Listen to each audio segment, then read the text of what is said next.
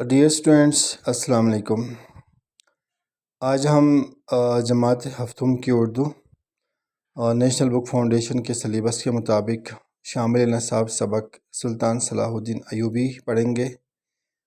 عزیز طلبہ، پہلے ہم بلند خوانی کریں گے۔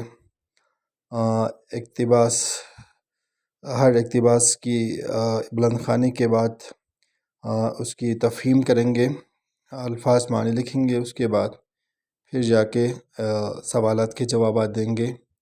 تو آئیے بلند خوانی شروع کرتے ہیں۔ سلطان صلاح الدین ایوبی 1138 میں عراق کے ایک شہر تکریت میں پیدا ہوئے۔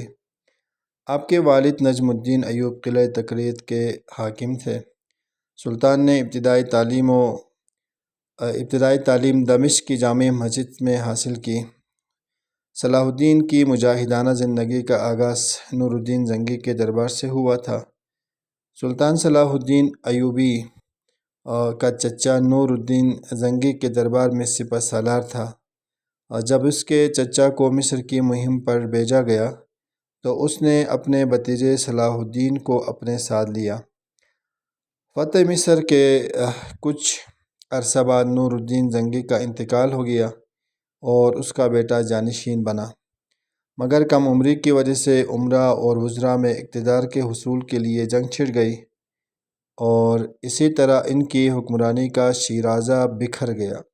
شیرازہ کا مطلب اتحاد، ان کا جو اتحاد اور اتفاق تھا وہ بکھر گیا، ٹوٹ گیا۔ آخرکار سلطان صلاح الدین نے 1169 میں مخالفین کو شکست دے کر مصر میں ایوبی حکومت کی بنیاد رکھی۔ عزیز طلبہ، اس اقتباس میں سلطان صلاح الدین ایوبی کی پیدائش اور کس شہر میں پیدا ہوئے ہیں، والد کا نام اور ان کی ابتدائی تعلیم اور والد کے بعد چچا کے ساتھ رہے، اس بارے میں بتایا گیا ہے۔ 1188 میں اسلامی اور عیسائی فوجوں کے درمیان بیت المقدس پر اپنا پرچم لہرانے کے لیے لوبیا کے مقام پر تاریخ ساز معرکہ ہوا۔ مسلمان غالب رہے اور اس طرح پورا فلسطین شمال میں بیروت سے لے کے جنوب میں غزہ تک سلطان کے قبضے میں آ گیا۔ یہ فتح بیت المقدس کے حصول کی طرف پہلا قدم تھا۔ یوں سلطان صلاح الدین ایوبی کی مسلسل جد و جہد اور ہمت سے 91 سال بعد بیت المقدس پر مسلمانوں کا قبضہ ہوا۔ اس شکست کا بدلہ لینے کے لیے عیسائی ممالک نے مل کر ایک متحدہ فوج بنائی، بلکہ بنانے کی ٹھاننا، ارادہ کرنا۔ 3 سال بعد انگلستان کے بادشاہ رچرڈ اور فرانس کے آگسٹس اور جرمنی کے فریڈرک کی متحدہ فوجیں بحر روم کے راستے اسکلان تک پہنچ گئیں۔ سلطان نے 3 سال تک ان کا بھرپور مقابلہ کیا۔ آخرکار ایک دن جرمنی کا بادشاہ فریڈرک دریا عبور کرتے ہوئے ڈوب کر مر گیا اور اس کی فوج کے حوصلے پست ہو گئے۔ انگلستان اور فرانس کے بادشاہوں نے بیمار ہو جانے پر صلح کی درخواست کر دی، جس کے نتیجے میں اسکلان کے ساحلی علاقوں پر مسلمانوں کے قبضے کو تسلیم کیا گیا۔ اس طرح 100 سالہ جنگ کا 1193 میں خاتمہ ہو گیا۔ سلطان نے بیت المقدس اور عالم اسلام کا تحفظ کر کے مسلمانوں کے کھوئے ہوئے وقار اور عظمت کو دوبارہ بحال کیا، جس کے لیے امت مسلمہ انہیں ہمیشہ یاد رکھے گی۔ عزیز طلبہ، اس اقتباس میں اسلامی اور عیسائی فوجوں کے درمیان بیت المقدس پر پرچم لہرانے کے لیے جو جنگ چھڑ گئی، اس بارے میں بتا دیا، اور اس کے بعد 3 ممالک کی فوجیں مل کے مسلمانوں کے ساتھ جنگ لڑی۔ ان میں سے جرمنی کے بادشاہ فریڈرک کی اچانک فوت ہونے کے بعد باقیہ 2 ملک انگلستان اور فرانس کے بادشاہوں نے صلح کی درخواست کر دی، جو کہ قبول کر لی گئی۔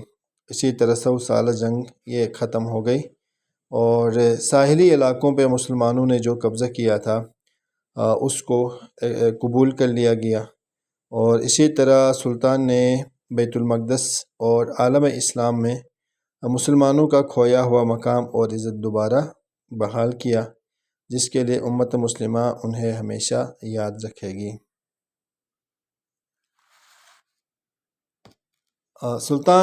اگلا اقتباس ہے: صلاح الدین ایک بہادر جنگجو اور سپہ سالار ہونے کے ساتھ ساتھ ایک انصاف پسند حکمران، اعلیٰ منتظم اور رحم دل انسان بھی تھے۔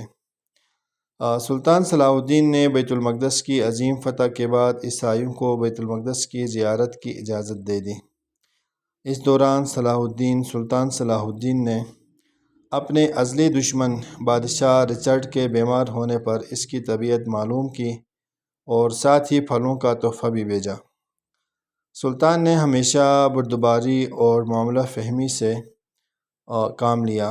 بردباری کا مطلب برداشت اور افہام و تفہیم، معاملہ فہمی کا مطلب افہام و تفہیم۔ یہی وجہ ہے کہ جو عزت اور عظمت سلطان صلاح الدین ایوبی کو حاصل ہوئی، کسی اور فاتح کو حاصل نہ ہوئی۔ عزیز طلبہ، اس اقتباس میں سلطان صلاح الدین کے ایک بہادر جنگجو اور سپہ سالار ہونے کے بارے میں بتایا ہے کہ وہ ایک انصاف پسند حکمران، اعلیٰ منتظم اور رحم دل انسان تھے، اور سلطان نے بیت المقدس کی عظیم فتح کے بعد عیسائیوں کو بھی بیت المقدس کی زیارت کی اجازت دے دی۔ اچھا، یہ بات ہو گئی۔ اس وجہ سے اس دوران ان کے ازلی دشمن بادشاہ رچرڈ کے بیمار ہونے پر اس کی طبیعت معلوم کی اور ساتھ ہی پھلوں کا تحفہ بھی بھیج دیا۔ یہ بات ہو گئی۔ اور اچھا، اس اقتباس کے بعد اگلا ایک چھوٹا سا اقتباس ہے: سلطان صلاح الدین ایوبی نے ساری زندگی جو کچھ کمایا اس کا بیشتر حصہ صدقہ خیرات میں خرچ کر دیا۔ آپ نے زندگی سادگی سے بسر کی اور مملکت کے وسائل عوام کی فلاح و بہبود پر خرچ کیے۔ مصر اور شام میں دینی مدارس قائم کیے، مساجد تعمیر کرائیں اور ہسپتال قائم کیے، ناداروں اور غریبوں کے لیے محتاج خانے اور مسافروں کے لیے سرائے تعمیر کی۔ اس چھوٹے سے اقتباس میں بہت سارے کارنامے بیان کیے گئے ہیں۔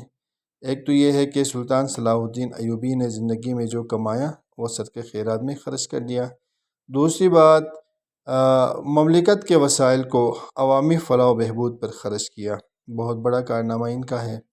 اور تیسری بات یہ ہے کہ مصر اور شام میں دینی مدارس قائم کیے، مساجد، ہسپتال اور غریبوں کے لیے، محتاجوں کے لیے محتاج خانے اور مسافروں کے لیے سرائے تعمیر کیے۔ آخری اقتباس بلکہ اقتباس اور بھی ہیں، تو اس اقتباس کو شروع کرتے ہیں۔ سلطان صلاح الدین ایوبی نے اپنی ساری زندگی دوسروں کی مدد کے لیے وقف کر رکھی تھی۔ وہ ہر پیر اور جمعرات کو ایک اجلاس منعقد کرتے تھے جس میں قانون دان، قاضی صاحبان اور عالم دین بھی شریک ہوتے تھے تاکہ عوام کی فریاد سن کر ان کو فوری انصاف دیا جائے۔ سلطان ایوبی نہایت خوش اخلاق انسان تھے۔ وہ کبھی کسی سے بد کلامی اور تلخ بات نہ ہی کرتے تھے۔ ان کی رحم دلی بہت مشہور تھی، اور جب بھی کوئی یتیم ان کے دروازے پر آتا تو اس کے ساتھ بہت شفقت اور محبت سے پیش آتے اور اس کی ہر ممکن مدد کرتے۔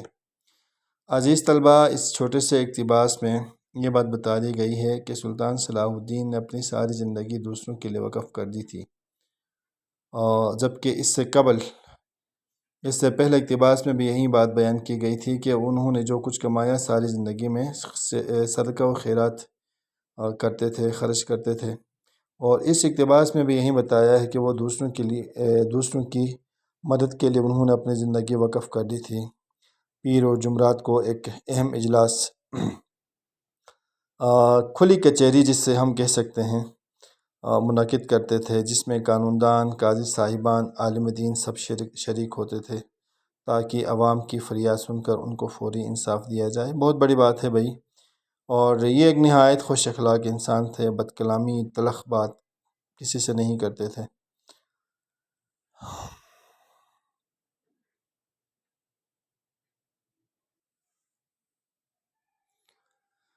عزیز طلبہ، آخری اقتباس سے مسلسل حالت جنگ میں رہنے کی وجہ سے سلطان کی صحت خراب ہو گئی اور آخر کار بخار کی وجہ سے 4 مارچ 1193 کو خالق حقیقی سے جا ملے۔ انتقال کے وقت ان کی جائیداد کی کل قیمت صرف 47 درہم اور 1 دینار تھی۔ اسلامی فتوحات اور